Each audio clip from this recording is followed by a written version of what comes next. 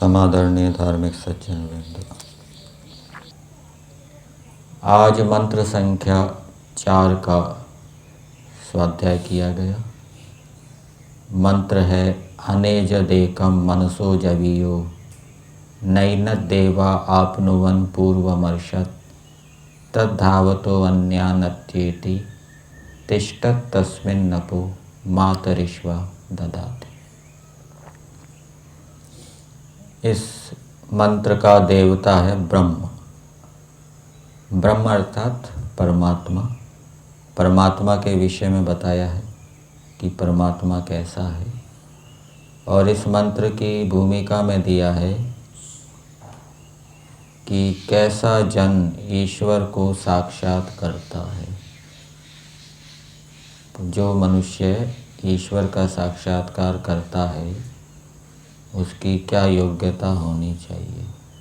ये यद्यपि मंत्र के शब्दों में नहीं दिया, तो इसका उत्तर भावार्थ में महर्षि दयानंद जी ने दिया है कि अंतिम पंक्ति देखेंगे भावार्थ की, उसके अति सूक्ष्म इंद्रिय गम्य ना होने के कारण।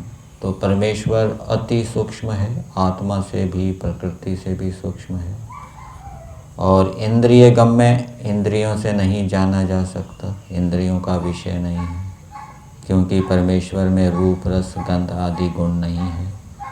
तो जो धर्मात्मा विद्वान योगी को ही उसका साक्षात ज्ञान होता है। तो जो मनुष्य धर्मात्मा है, विद्वान है और योगी है, ऐसा मनुष्य ही ईश्वर का साक्षात्कार कर सकता है। अब मंत्र के पदों को देखते हैं। अनेजत, ना कांपता हुआ, ना हिलता हुआ, एजरी कंपने धातु है। ये आत्म पद में आपको मिलेगी धातु पाठ के अंतर, एजते, एजेते, एजंते। और ये एजत, ये क्षत्रिय प्रत्यय का रूप है। यद्यपि आत्मपद की धातु के साथ शानच आता है, एजमानम आना चाहिए, लेकिन मंत्र में क्या दिया है, एजत। तो ये व्यत्यय समझना चाहिए। तो अनेजत, परमेश्वर गति नहीं करता, कांपता नहीं है, हिलता डुलता नहीं है, स्थानांतर को प्राप्त नहीं होता। क्यों नहीं प्राप्त होता? क्योंकि गति करने के लिए ऐसा स्थान होना चाहिए जहाँ वो वस्तु नहीं है। परमेश्वर तो सब जगह ठसाठस भरा हुआ है, इसलिए परमेश्वर में गति नहीं होती, वो हिलता डुलता नहीं है, कंपता नहीं। एकम, एकम का अर्थ किया है अद्वितीय। एक शब्द संख्यावाची भी होता है, परमेश्वर संख्या में एक है, और एक का अर्थ अद्वितीय भी होता है। तो परमेश्वर अद्वितीय है, अर्थात उसके मुकाबले का, उसके बराबर का कोई दूसरा चेतन नहीं है। फिर आगे दिया मनसो जवीयो, जो मन से भी अधिक वेगवान है। मन से भी अधिक वेगवान है तो इसका मतलब ये है कि सामर्थ्य उसका अधिक है। मन का सामर्थ्य कम है। जिसमें अधिक सामर्थ्य होता है वो अधिक वेगवान होता है, जिसमें कम सामर्थ्य होता है वो कम वेगवान होता है। तो हम तो एक समय में एक ही विषय को जान सकते हैं, एक ही विषय का मनन कर सकते हैं मन के माध्यम से, परंतु परमेश्वर एक ही समय में अनेकों को जानता है, अनेकों का मनन करता है। तो इस दृष्टि से ईश्वर मन से अधिक वेगवान है, हमारे मन से भी उसका अधिक सामर्थ्य है। हम मन के अंदर कैसे कैसे विचार कर सकते हैं, अथवा दूसरा व्यक्ति कैसे कैसे विचार कर सकता है, कैसे कैसे कर्म कर सकता है, हम उसको नहीं जानते अपने मन से, लेकिन परमेश्वर उसको जानता है। दूसरे व्यक्ति के विषय में वो क्या क्या कर सकता है हम पूरा नहीं जानते। इस कारण से हमको आश्चर्य होता है कि उसने ऐसा कर दिया, ऐसा तो सोचा भी नहीं था। इसी प्रकार से सृष्टि के विषय में भी होता है। बहुत सी घटनाएं ऐसी होती है जिनको देखकर हमें आश्चर्य होता है, उसकी हमने मन से भी कल्पना नहीं की होती, लेकिन परमेश्वर उन सबको जानता है कि ऐसी घटनाएं होगी। तो इस दृष्टि से भी परमेश्वर क्या है, मन से अधिक वेगवान है। फिर आगे दिया है, न एनत देवा आपनुवन। देवा का अर्थ किया है चक्षु आदि इंद्रियां। चक्षु आदि इंद्रियों को देव कहते हैं। जो 33 देवता बताए गए हैं उसमें ये देव नहीं आते। उसमें तो 8 वसु हैं, पृथ्वी जल अग्नि वायु आकाश और सूर्य चंद्रमा नक्षत्र, 11 रुद्र है, 12 आदित्य है, इंद्र है, प्रजापति है, वो अलग विभाग है। ये अलग देव हैं। इंद्रियों को देव इसलिए कहते हैं, दिवु धातु कांति अर्थ में है, क्योंकि वो अपने अपने विषयों को प्रकाशित करती है, दिखाती है। नेत्रेंद्रिय का विषय रूप है, नासिका इंद्रिय विषय गंध है, श्रोत्रेंद्रिय का विषय शब्द है। तो ये अपने अपने विषयों को प्रकाशित करती हैं। तो देव इंद्रियां ईश्वर को प्राप्त नहीं होती। इंद्रियां जो हैं वो ईश्वर को प्राप्त नहीं होती। क्यों नहीं प्राप्त होती? क्योंकि प्राप्त किसको किया जाता है? जो दूर हो उसको प्राप्त किया जाता है। जैसे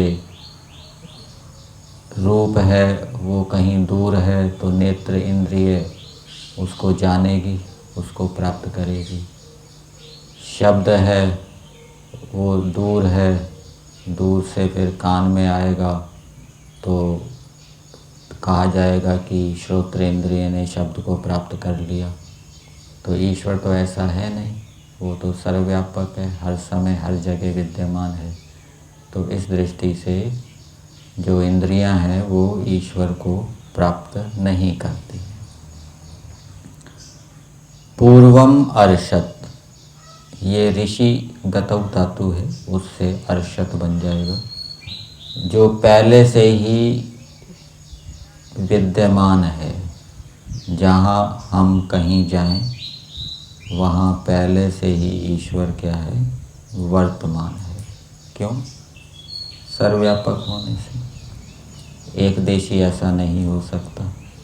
तो यहाँ पर भी ईश्वर की सर्वव्यापकता जुड़ी हुई है। ना एन देवा आपनुवन, यहाँ पर भी ईश्वर की सर्वव्यापकता जुड़ी हुई है। मनसो जवीयो, यहाँ ईश्वर का सामर्थ्य दिखाया गया है। अनेजत, यहाँ पर भी ईश्वर की व्यापकता जुड़ी हुई है, क्योंकि ईश्वर सब जगह व्यापक है, इस कारण से वो हिलता डुलता नहीं है। फिर आगे दिया, तद धावतो अन्यान अत्येति। तो यहाँ पर तद से लिया है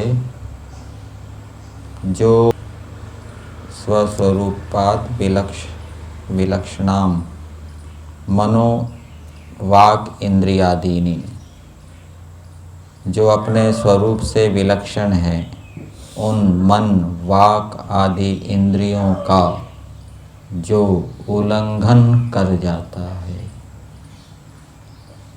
तो इसको इस रूप में समझना चाहिए, मन, ईश्वर मन को उल्लंघन कर जाता है, मतलब कि मन से हम पूरा पूरा ईश्वर का मनन नहीं कर सकते। मन से हम ईश्वर का पूरा पूरा मनन नहीं कर सकते, अथवा मन से हम ईश्वर का साक्षात्कार नहीं कर सकते। मन से तो आत्मा, इंद्रिय आदि पदार्थों का साक्षात्कार होता है। ईश्वर का साक्षात्कार सीधा मन से नहीं होता कि ईश्वर का स्वरूप मन में वृत्ति के रूप में आए और योगी साधक उसका साक्षात्कार करे।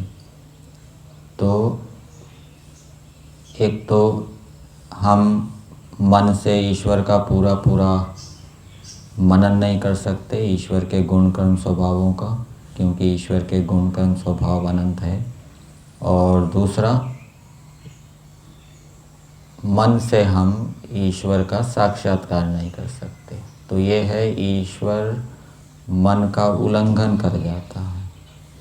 और वाक इंद्रिय का भी परमेश्वर उल्लंघन कर जाता है, अर्थात वाक इंद्रिय से भी हम ईश्वर के गुणों का वर्णन नहीं कर सकते। जो हमने ईश्वर के आनंद का अनुभव किया या ईश्वर के दूसरे गुण का साक्षात्कार किया, अनुभव किया, उसको हम वाक इंद्रिय के माध्यम से, वाणी के माध्यम से प्रकट नहीं कर सकते। ऐसा परमेश्वर है। तिष्ठत, जो स्थित है, ठहरा हुआ है। तस्मिन, और जो स्थित होता हुआ जगत को, ठहरा हुआ प्रकृति से जगत को बनाता है, उस जगत का पालन करता है और विनाश करता है। तस्मिन अपो मातरिश्वा दधाति, उस ब्रह्म में, मंत्र का देवता ब्रह्म है, उस ब्रह्म में अपो, अपो का अर्थ किया है कर्म, मातरिश्वा, मातरिश्वा का अर्थ किया है जीवात्मा। मातरिश्वा वायु को भी कहते हैं मातरी श्वसिति, क्योंकि वो अंतरिक्ष में गति करती है। टुओश्वी धातु है गति अर्थ में। अंतरिक्ष में गति करने के कारण वायु को मातरिश्वा कहते हैं। और जो जीवात्मा है वो भी माता के गर्भ में श्वास लेता है शरीरों के साथ। इस कारण से जीवात्मा को भी मातरिश्वा कहते हैं, या प्राणी को मातरिश्वा कहते हैं, जीवात्मा सहित जो शरीर है। तो उस ब्रह्म में जो प्राणी हैं, विभिन्न प्रकार के प्राणी, अपो दधाति, अनेक प्रकार के कर्मों का धारण करते हैं, अनेक प्रकार के कर्मों को करते हैं। ऐसा परमेश्वर है। तो ये परमेश्वर के विषय में बताया कि परमेश्वर ऐसा है। क्यों बताया? कि उस परमेश्वर को जानो, उसका साक्षात्कार करो और उससे लाभ उठाओ। अब मंत्र के भावार्थ को देखते हैं।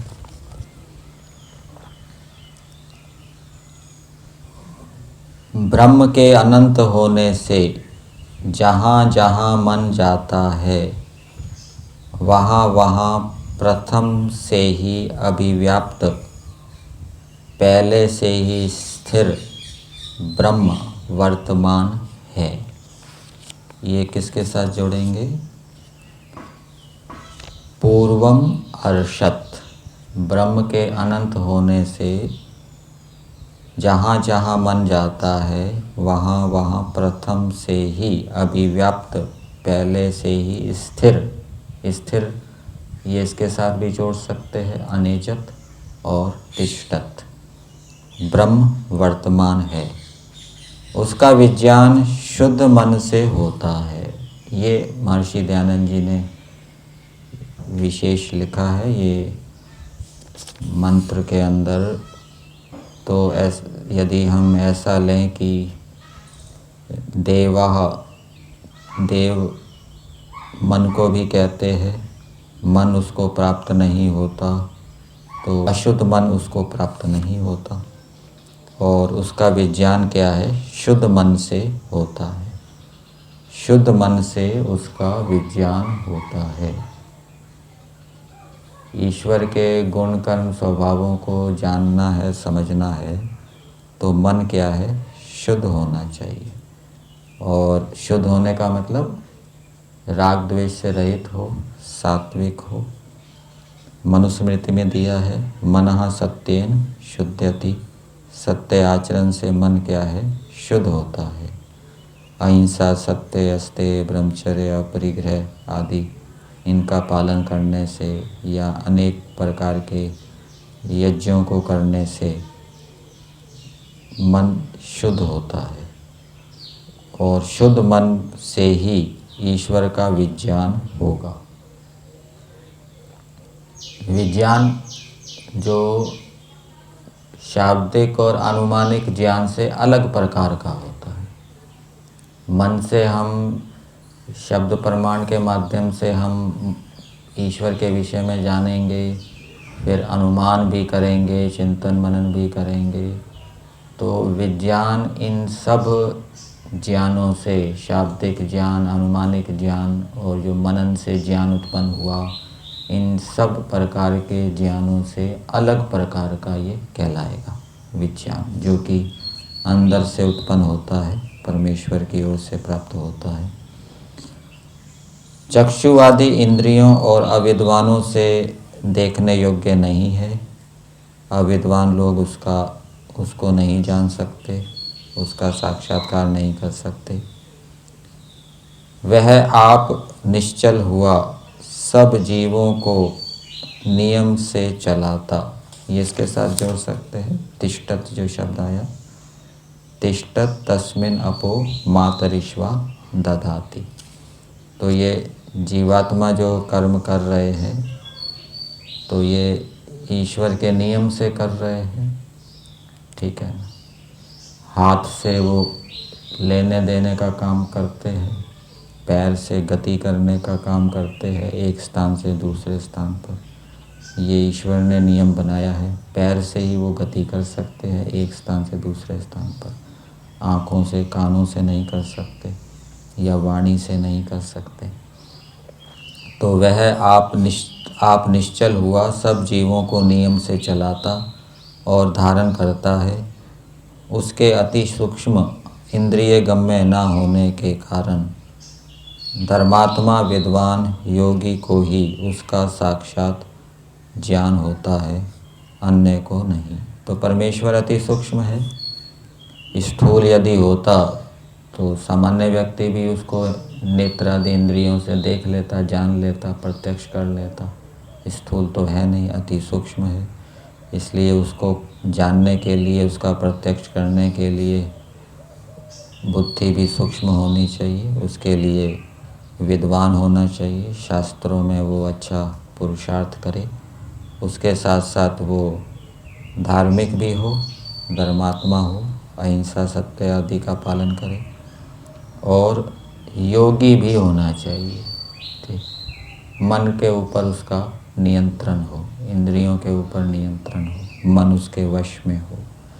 तो ऐसा व्यक्ति ही ईश्वर का साक्षात ज्ञान करता है, अन्य नहीं करता।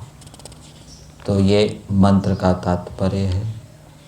तो इस मंत्र के माध्यम से परमेश्वर ने मनुष्यों को ये उपदेश दिया है कि हे मनुष्यों, तुम धर्मात्मा, विद्वान और योगी होकर, बनकर मेरा साक्षात्कार करो। और मैं कैसा हूँ ये मंत्र के अंदर बताया ही है, अति सूक्ष्म है, अनंत है, सर्वव्यापक है।